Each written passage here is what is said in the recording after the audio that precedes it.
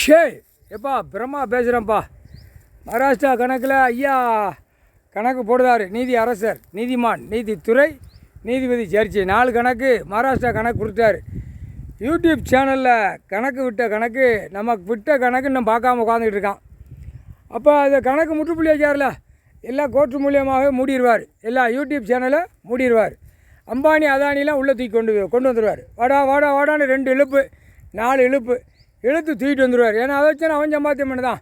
இவன் கான்ட்ராக்ட் கொடுக்க, அவன் எடுத்து சம்பாத்தியம் பண்ணுதான். அவன் சம்பாத்தியம் பண்ணதான் இவனுக்கு கமிஷன் கொடுக்கான் அரசியல்வாதிக்கு. இதே ஜோலியாக உட்காந்துருக்கான். அந்த யூடியூப் சேனலில் பூரா 1/2 கோடி, 1/4 கோடி, 3/4 கோடி, 1 கோடி ஆடுதில்ல, அது பூராமே தூக்கி அப்படியே ரிபீட் அடிச்சிருவாங்க.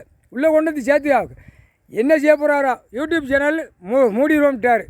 கணக்கு விட்ட கணக்கு அரசியல்வாதிலேருந்து பல கோடி உள்ளவன் பார்க்காம உட்காந்து இன்னும் விரிச்சு போட்டு ஆடுதான், பூமியை பாழாக்குதான்.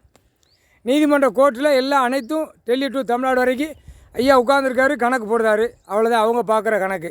அப்போ எப்போ உட்காருவார், உட்கார்ந்தவொடனே எல்லா யூடியூப் சேனலில் பூரா அறவுரை ஆடுத பூரா தூக்கிடாமன்னு கணக்கு அதான் வரும். அவர் அதை போட்டாருன்னா அந்த கணக்கு படி தான் அவர் தூக்குவார். யூடியூப் சேனலில் தமிழ்நாடு முழுவதும் தூக்கிடுவார். அடுத்தாப்புல பூரா செய்தி வாசிக்கான்ல, மைக்கை பிடிச்சி எல்லாம் இந்த டிவி, அந்த டிவி, அந்த ஸ்டார் டிவி, அந்த எல்லா கடையும் அடைக்க சென்னையில் முக்கால்வாசி எல்லாம் பிடிங்கி எல்லாம் பூரா பிடுங்கி எரிச்சிருவாங்க. எரித்து கந்தல் கோலமாக ஆக்கி விட்டுருவான். இராணுவ முப்படை வீரர் எல்லாம் முடிஞ்சு வச்சுப்பா கணக்கு.